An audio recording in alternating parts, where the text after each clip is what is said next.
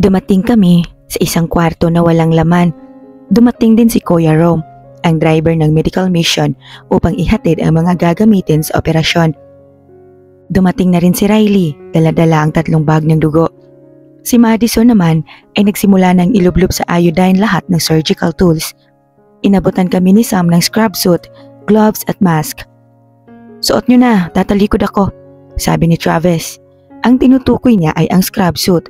Nagulat ako nang bigla naman magubad si Riley at sinuod ang scrub suit. Gulat na gulat man ay ginaya ko na sila at nagubad na ng pang-itaas. "Before we start, you know the risk of doing this. Maalis tayo sa ospital. Worse, ay mawawala ng lisensya. Are you willing to do this?" Tanong ni Madison sa amin. "Hell yeah, let's fucking do this," sabi ni Riley. Ngumiti ako at tumango. Ganon din ang iba. "Oh, Leve, ikaw na mag-abot sa akin ng tools. Si Madison ang mag-iilaw sa akin. Si Sam ang magbabantay sa blood pressure at heartbeat. Si Riley ang mag-a-assist sa akin." Agad naman kaming sumunod at pumunta ako sa tabi ng mga tools. "Talikod ka na lang, Lev. Huwag kang titingin," sabi ni Travis. Gets ko naman siya. Alam niyang may trauma ako kaya tumango ako at tumalikod sa kanila. "Good luck, guys," sabi ni Sam. Huminga ako ng malalim. Ito ang unang pagkakataon na makasama ako sa isang operasyon at suicidal pa ito. "I'll start now," ani ni Travis. Naramdaman ko ang pagbilis ng tibok ng puso ko. "Scalpel." Pagkasabi niya nun, ay agad kong nilagay sa kamay niya ang scalpel. "Sam," pagtawag ni Travis kay Sam. "Normal, Doc," sagot ni Sam. Hindi ko mapigilan ang humanga sa kanila. Parang matagal na nilang ginagawa ito at parang gamay na gamay nila ang isa't isa. "I'll remove the metal," sabi ni Travis. "Okay, Doc," sagot ni Riley. Napaka-professional nila, nakakamangha. "Sam?" Tawag niyang muli kay Sam. "The blood pressure is dropping, Doc," sabi ni Sam. Kalmado lamang sila habang ang puso ko ay parang nagwawala na sa kaba. Naging abala na si Travis at Riley sa ginawa nila. Si Sam ay nananatiling nagmo-monitor. Ako naman ay nag-aabot lamang ng gamit na sinasabi niya. "Doc, aalisin na ba natin ang baby?"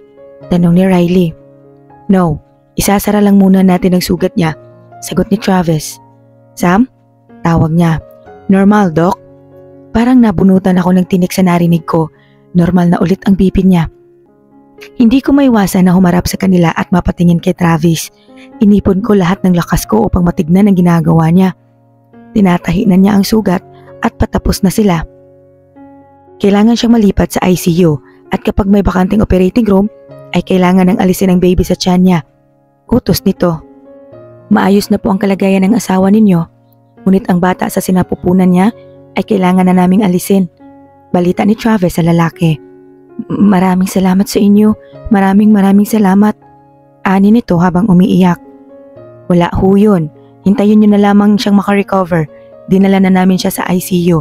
Mamayang gabi ay kailangan siyang muling maoperahan," dagdag pa ni Travis. "Thank you, ate." Napatingin naman ako sa batang lalaki at ngumiti sa kanya. Kasing edad lang ata siya ni Rio.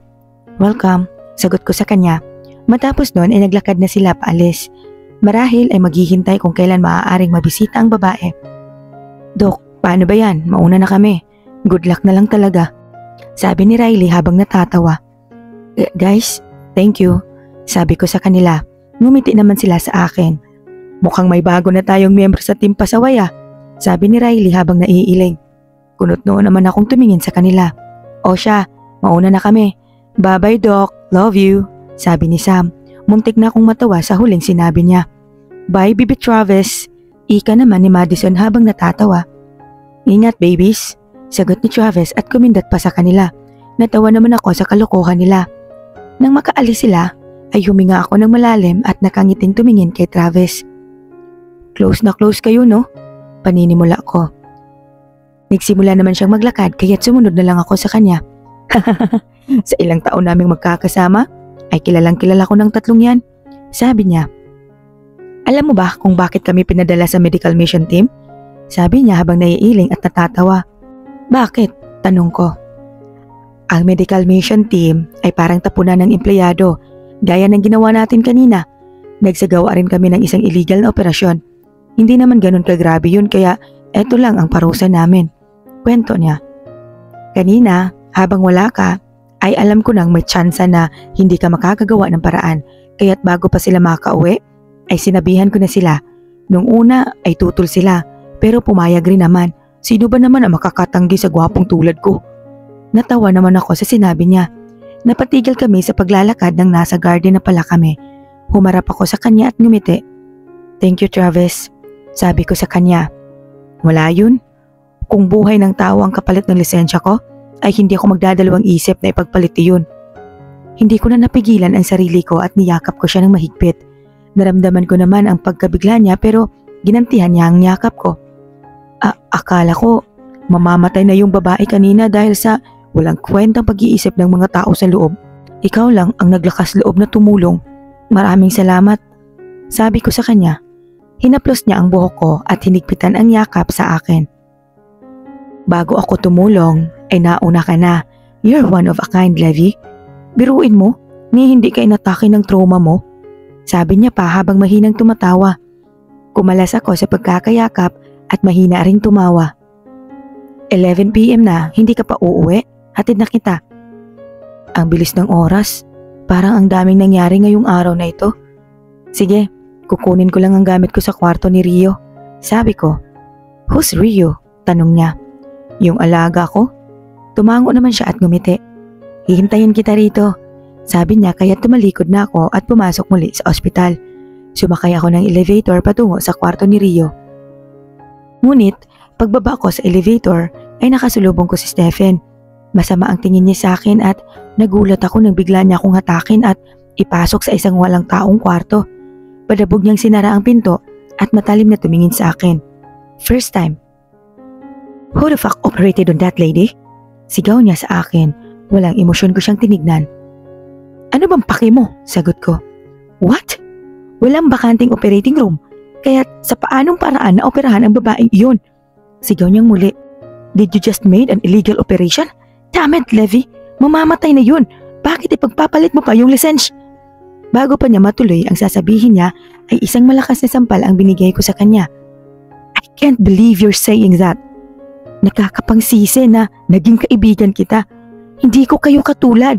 Hindi namin kayo katulad na pera at katanyagan lang ang iniisip. Malinaw sa'yo na mas kailangan ng babae ang operasyon pero mas pinili mo ang CEO? Bakit? Dahil sa pera? O para mas tumaas ang posisyon mo? Hindi siya nakapagsalita. Nanatili siyang nakatingin sa akin. Malaki ka na, Stephen. Alam mo na ang tama at mali. Yung ginawa namin kanina, papanindigan namin iyon. Wala akong pake kung mawalan ako ng lisensya o maalis sa ospital na ito. I don't give a fuck anymore, Steph. Sabi ko at agad nilampasan na siya. Ang sakit lang. Kaibigan ko siya eh. Ang sakit ng sinabi ko sa kanya, alam ko. Pero hindi ko inaasahan na ganun ang gagawin niya sa pasyente. Hindi ko inakala na ganun ang magiging desisyon niya. Pumasok ako sa kwarto ni Rio at natutulog na siya. Lumapit ako sa kanya at hinalikan siya sa noo bago tuluyang lumabas sa kwarto niya. Binalikan ko si Travis sa garden at naabutan siyang nagsisigarilyo.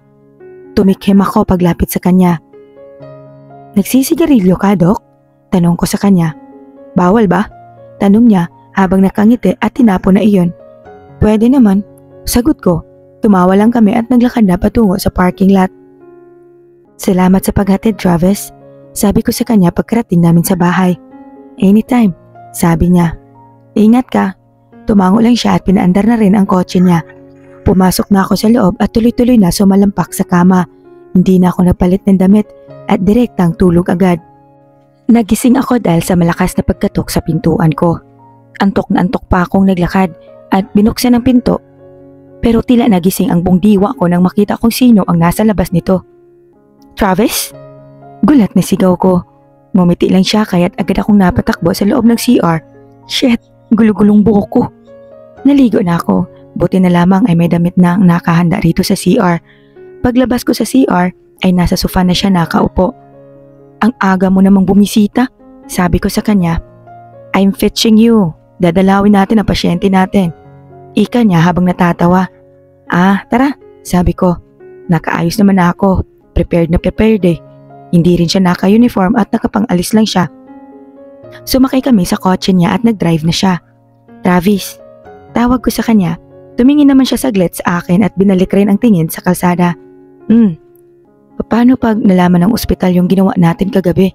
Nag-aalalang tanong ko sa kanya. They'll know, that's for sure. Sagot niya, nanlaki ang mata ko at napatingin sa kanya. What? Paano ka? Tanong ko. Sinabi ko na sa iyo kagabi, that's okay. Sagot niya habang nakangiti. Actually, hindi kita sinundo para bisitahin ang pasyente. Pinapatawag tayo ng ospital. For sure, alam na nilang ginawa natin. Napatingin naman ako sa kanya. Kinakabahan ako pero wala naman akong pinagsisisihan. Ang inaalala ko lang ay si Travis. Hindi na ako nagsalita at ilang sandali pa ay nasa ospital na kami. Naghihintay sa entrance si Riley, Madison at Sam. Kumaway sila sa amin pagkakita nila sa amin. Ready for the ultimate judgment? Tanong ni Riley habang nakangisi pagkalapit namin. Yup, let's go. Saad ni Travis. Pagkapasok namin sa ospital ay nagtitinginan ang mga nurse sa amin. Marahil ay maging sila ay alam na ang nangyari. Sila ba yung nag-opera kagabi?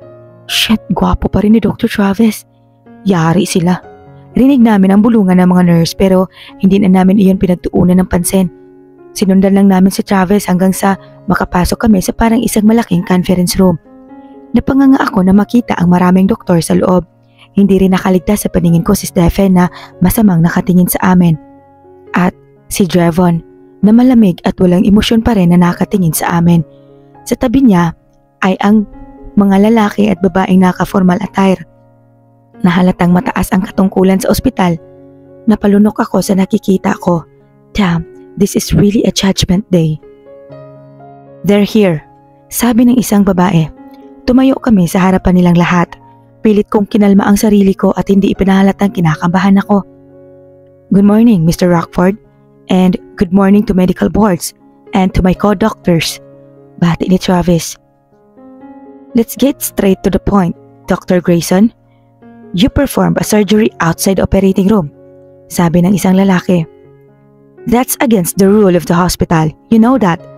You know the risk and the image of the hospital is at stake.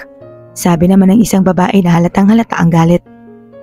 Me and my team, we believed that what we did is morally right and we don't regret any of it.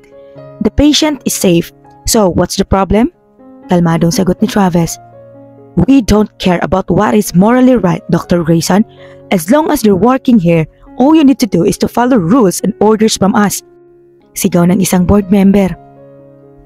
This is the second time you perform something like this. Hindi namin hahayaan na maulit itong muli. Sabi pa ng isa. We decided to revoke your licenses. You and your team are irresponsible. Sabi naman ng isang lalaki. Napatingin ako kay Drevon. Nakikinig lang siya. My team had nothing to do with this. It's my call. So just revoke my license and not my team. Napatingin kaming lahat kay Travis. What the fuck is he saying? Inis na hinawakan ko ang kamay niya at hinarap siya sa akin. What are you saying? Pabulong na sigaw ko. Lumapit siya sa akin at nilapit ang bibig niya sa tenga ko. He's so damn close. Just trust me. Bulong niya. Hinawakan niya ang kamay ko at marahang pinisil iyon. No, Dr. Grayson, we will revoke all of your licenses. Sabi ng isa. What? I'm the one who performed the surgery? Stop! Isang malamig na boses ang nangingibabaw sa buong kwarto. Lahat kami ay napatingin sa kanya na ngayon ay matalim ang pinupukol na tingin sa akin. What? Bakit sa akin lang? Still the same stubborn Travis I know. Saad ni Drevon na nakatingin na ngayon kay Travis. Do they know each other? Ngumisi lang si Travis at akala mo ay binati lang siya ng kaibigan niya. What a waste of talent. Dagdag niya habang nakatingin sa aming lahat. This whole argument bores me, so I'll make the decision. Lahat ng nasa loob ng kwarto ay tumingin sa kanya. Revoke their licenses, Mr. Rockford. Sabi ng isang board member. Hindi ito pinansin ni Drevon at nakatingin lamang sa amin. You will be suspended for 30 days. What? Suspension? That's not the rule, Mr. Rockford. Napatigil si Drevon sa pagsasalita at malamig na tumingin sa pumutol sa sinabi niya. You dare to cut me off? Walang buhay, walang emosyon at napakalamig na tanong niya. Talagang magbibigay ito ng takot sa buong sistema mo. Hindi tama ang desisyon mo, Mr. Rockford. These shitheads need a lesson. Sigaw niyang muli. Lahat kami napasinghap sa susunod na nangyari. Nanlalamig ang kamay ko habang nakatingin kay driver na ngayon ay may hawak na baril at nakatutok sa lalaking pumutol sa pagsasalita niya. I'll shot you to death and I will order every fucking doctors not to operate you. They will follow me and they would let you die. But these shitheads you're talking about will fucking disobey me and will save your useless fucking life. Even if it costs their license. Do you want me to prove it? Lihim akong napangiti sa sinabi niya. Nagigilty rin ako sa sinabi ko sa kanya kagabi. Damn, namumutla ang lahat at mabilis na umiling ang lalaki. Sorry, Mr. Rockford.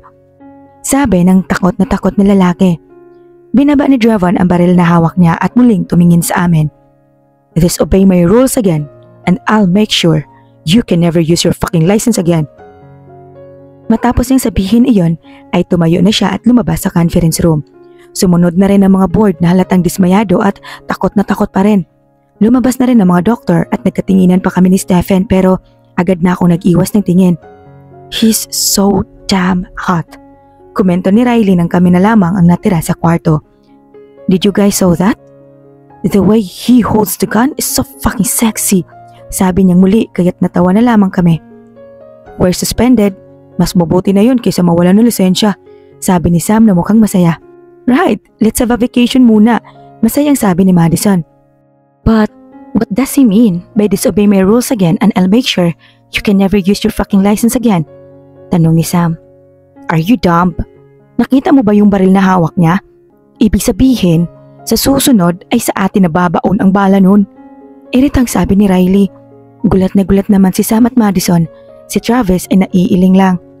Hindi naman siguro niya magagawa yun. Kinakabahang sabi ni Madison. Girl, if you only knew. Huminga ako ng malalim at tumingin sa kanila. Mauna na ako. May pupuntahan lang ako. Paalam ko sa kanila. Hindi ko na sila hinintay sumagot at tumalikod na agad. Alam ko, nasubrahan ako sa nasabi ko kagabi kaya't nais kong humingi ng tawad sa kanya. Sumakay ako sa elevator at agad nagpunta sa opisina niya. Kumatok ako sa pintuan at pumasok sa loob. Naabutan ko siyang naguhubad ng coat at nagtama ang mata namin. What?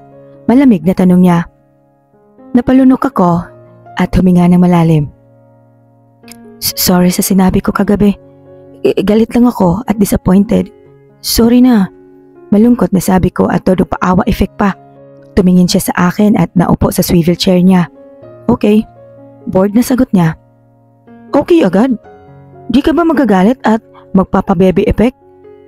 Hindi makapaniwalang tanong ko. What the fuck is pa-baby effect? Inis na tanong niya. Pa-baby effect? Pakipot ganun? Explain ko sa kanya. Sagot lang niya at nagsimula nang magbukas ng laptop niya. Di nga, bati na ba tayo? Di mo man lang ba ako papahirapan? Pangungulit ko sa kanya at magsimulang lumapit sa kanya. I'm hungry. Biglang sabi niya, ngumiti ako at agad na lumapit sa table niya. Nilahad ko ang kamay ko sa kanya at tinignan niya lang iyon at napailing. Kinuha naman niya agad ang credit card niya at nilagay sa kamay ko. Sabay ba tayong kakain? Dalawa ba bibilhin ko? Masayang tanong ko sa kanya. Hindi siya tumingin sa akin at busy siya sa laptop niya at tumango siya. Okay, masayang sabi ko at lumabas na sa opisina niya. Hindi ko mapigilan ang ngiti ko habang naglalakad patungo sa restaurant. Ang bait niya ngayon, kakaiba, parang may sakit. Pagpasok ko ay sinalubong ako ng isang waiter. Good morning ma'am, yung pinakamahal at pinakamasarap po ba? Napatingin ako sa waiter. Siya pala yung waiter nun, ngumiti ako at tumango. Ilang minuto pa ay binigyan na niya ang order ko at binayaran ko na. Bumalik na ako sa opisina ni Dravon at abala pa rin siya sa laptop niya. Mukha siyang stressed kaya inayos ko ng pagkain sa lamesa. Kain na tayo. Yaya ko sa kanya at umupo sa couch. Tumayo naman siya agad at lumapit sa akin. Umupo siya sa tapat kong couch at nagsimula ng kumain. Hindi ko maiwasan na mapatitig sa kanya. Halatang stressed siya pero sobrang gwapo pa rin. Stop staring. Malamig na sabi niya kaya't napaiwas ako ng tingin at nagsimula na rin kumain. Talaga bang babarilin mo yung lalaki kanina? Curious na tanong ko habang kumakain. Yeah. Maikling sagot niya kaya agad akong napainom ng tubig.